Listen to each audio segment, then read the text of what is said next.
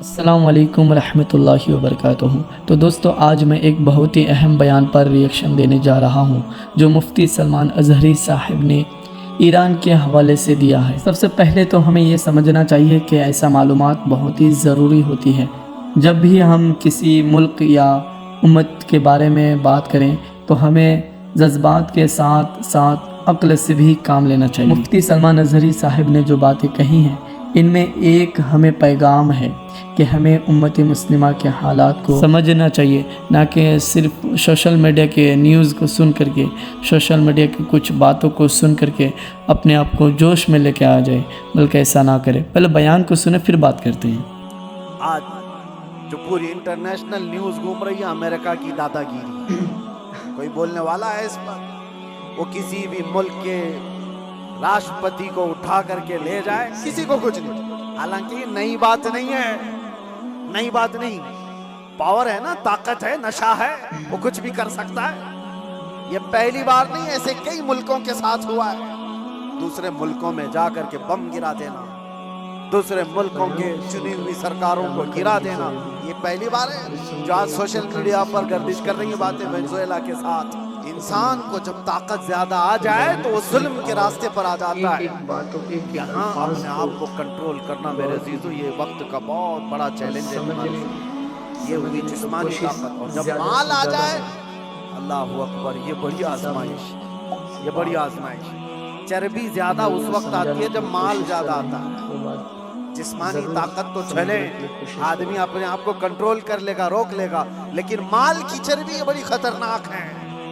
یہ تو غریبوں کا مذاق اڑاتی ہے سب سے پہلے، دین کو ہلکا سمجھتی ہے سب سے پہلے۔ یہ مولانا لوگ یہ ہماری کیٹیگری کے نہیں ہیں، یا علماء یہ تو کمتر لوگ ہیں، یتیم لوگ ہیں، لاوارث لوگ ہیں۔ مالدار سب سے پہلے دین کا مذاق اڑانے لگ جاتا ہے۔ اسی لیے مال آئے تو ہمیشہ دعا یہ کرنا کہ اللہ مال کے ساتھ عثمان غنی کی سخاوت عطا کر دے۔ مال آئے تو عبد الرحمن بن عوف کی اخلاق و کردار کے ساتھ آئے، ورنہ قارون کے پاس بھی تھا، شداد کے پاس بھی تھا، حامان کے پاس بھی تھا، مال بہت تھا ان کے پاس، لیکن ان کے مال نے ان کو تباہ و برباد کر دیا۔ آج بھی جس کے پاس مال آیا، پیسہ آیا، وہ یہ سوچتا ہے راتوں رات سب کچھ میں اپنا بنا لوں، اپنا خرید لوں۔ اچھا ایک بات اور بھی میں بتا دوں، جن تین چیزوں کی بات میں نے کہا جو انسان کو ظلم کے راستے پر لاتی ہے، پہلے اس کی جسمانی طاقت، دوسرے دولت، تیسرے پاور، عہدہ، یہ تینوں ایسی چیزیں ہیں جو پرماننٹ رہنے والی ہے ہی نہیں۔ پرماننٹ رہنے والی تینوں میں سے کوئی چیز نہیں ہے۔ ہاں اتنا ہے کہ جسمانی طاقت کو جانے میں ٹائم لگ سکتا ہے، تھوڑے ٹائم بعد جائے گی، لیکن وہ بھی پکا نہیں۔ کسی حادثے میں گر گیا، وہ ساری جسمانی طاقت بھسم ہو جائے گی۔ لقوہ مار گیا تو بڑا سا بڑا پہلوان بستر پر آ گیا، کچھ نہیں ہونے والا۔ میں نے سعودی میں دیکھا ایک بہت ہٹے کھٹے آدمی کو، کوما میں ہے بیچارہ، اب تو گل گیا، لیکن جس وقت کوما میں آ گیا تو صرف ایک اٹیک کچھ ہوا، کوما میں چلا گیا، جسم پورا گل گیا، ختم ہو گیا۔ تو جس کو اپنی جسم پر بہت طاقت تھا وہ اچانک بھی جا سکتا ہے، لیکن نارملی دیکھا گیا ہے کہ جانے میں ٹائم لگتا ہے جسمانی طاقت۔ مال کا کوئی بھروسہ نہیں۔ لوگ یہ کہتے اتنا ہمارے پاس ہے کہ 7 پشتیں کھائیں گی۔ ہم نے اس گھر کو بھی دیکھا، اس کا خود بیٹا 10-10 روپے کی بھیک مانگتا ہے۔ جس نے یہ کہا تھا کہ اتنا میرے پاس ہے کہ 7 پشتیں کھا سکتی ہیں، اس کا سگا بیٹا آج 10 روپے مانگتا ہے۔ یہ مال کو جانے میں زیادہ وقت نہیں۔ تیسرا پاور اور منصب۔ جو لوگ آج بیٹھے ہوئے ہیں ان کو لگتا ہے کہ سب کچھ ہم اپنی کرسی سے کر لیں گے، تمہاری کرسی کو ہلنے میں دیر نہیں لگتا۔ تمہارا ظلم جو ہے یہ دیمک ہے جو اس کرسی کو کھا کر ختم کر دے۔ ظلم کرسی پر بیٹھا ہوا آدمی جب کرتا ہے، مال والا اور کرسی والا دونوں، یہ وقت کے ساتھ ایسے تیز بہتے ہیں کہ ان کو اندازہ ہی نہیں ہوتا، انہیں پتہ نہیں ان کے ظلم کے شکار مظلومین کی آہیں اللہ تک جا رہی ہیں۔ رب تبارک و تعالیٰ قرآن میں فرماتا ہے کہ اللہ تبارک و تعالیٰ ان کے کاموں سے بے خبر نہیں۔ جو لوگ पीड़ित हैं, जुल्म से निशाना बने हुए हैं, तो क्या इनको इंसाफ नहीं मिलेगा? दुनिया की अदालतें इंसाफ ना दें, अल्लाह की अदालत तो है जो इंसाफ अता करे। जालिम दुनिया में भी भुगतेगा और आखिरत में उसका दर्दनाक अंजाम है, दर्दनाक अंजाम। फिरौन के साथ क्या हुआ, नमरूद के साथ क्या हुआ? अरे एक मच्छर से हिलाक हो गए, फिरौन पानी में गर्क कर तबाह हो गया, गर्क होकर तबाह हो गया। अबू जहल को 2 छोटे बच्चों ने मार के गिरा दिया, जो ताकत और माल का नशा था जिसको। आज हालात ऐसे हैं मेरे अजीजों, ये 2 तरह का जुल्म बहुत बढ़ गया है, माल का और पावर का। आज जो पूरी इंटरनेशनल न्यूज घूम रही है अमेरिका की दादागिरी, कोई बोलने वाला है इस पर? वो किसी भी मुल्क के राष्ट्रपति को उठा करके ले जाए, किसी को कुछ नहीं। हालांकि नई बात नहीं है, नई बात नहीं, पावर है ना, ताकत है, नशा है, वो कुछ भी कर सकता है। ये पहली बार नहीं, ऐसे कई मुल्कों के साथ हुआ है। दूसरे मुल्कों में जाकर के बम गिरा देना, दूसरे मुल्कों के चुनी हुई सरकारों को गिरा देना, ये पहली बार है। जो आज सोशल मीडिया पर गर्दिश कर रही है बातें, वेनेजुएला के साथ ऐसा हुआ वैसा हुआ।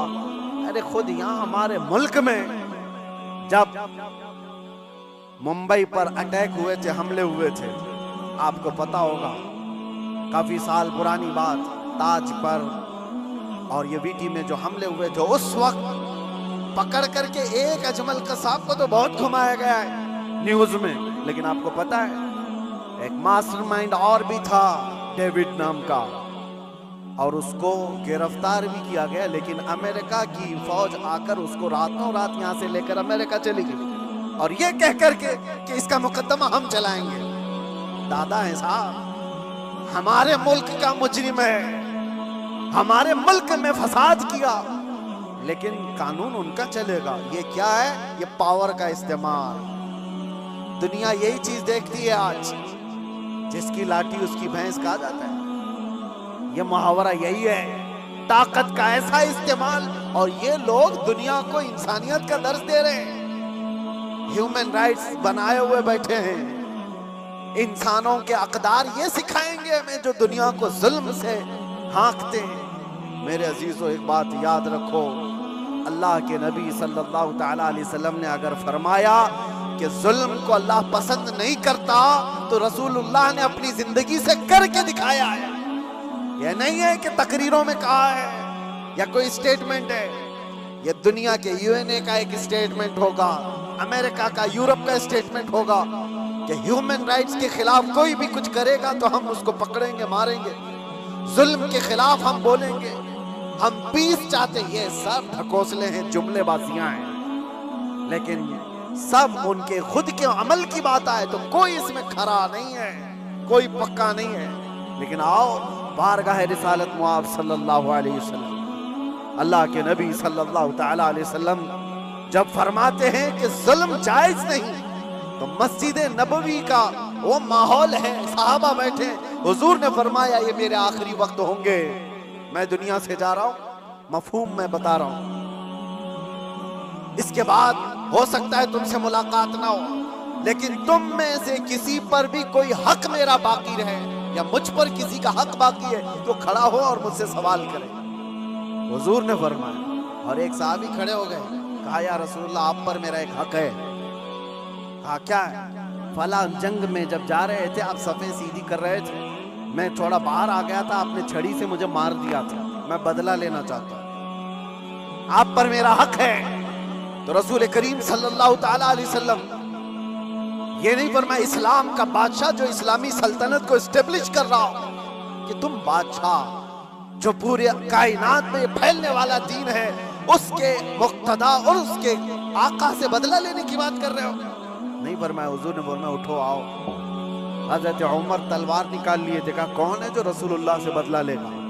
हुजूर ने फरमाया उमर तलवार नीची करो, या अदालत की महफिल है, यह इस्लाम है, या अल्लाह तबारक व तआला की मंशा के मुताबिक चलेगा, न कि पावर के मुताबिक। पावर तुम्हारे पास है, इख्तियार तुम्हारे पास है। हुजूर ने फरमाया आ जाओ। वो सहाबी आए, लेकिन उन्होंने ये भी तकाजा किया कि या रसूल अल्लाह जिस वक्त आपने मारा था मेरे जिस्म पर जुब्बा नहीं था, میں ننگی پیٹ تھا، آپ نے مار دیا تھا، میں چاہتا ہوں آپ بھی اپنا جبہ اتار دیجیے۔ حضور پاک صلی اللہ علیہ وسلم نے اس وقت اپنا جبہ اتار دیا بغیر کچھ کہے۔ اس صحابی نے بڑھ کر میرے آقا کی مہر نبوت کا بوسہ لیا۔ دونوں کندھوں کے بیچ حضور کے ایک ایسی مہر نبوت تھی جو سورج سے زیادہ چمکتی تھی۔ یہ نشانی تھی میرے آقا کے خاتم النبیین کی، ختم نبوت کی مہر۔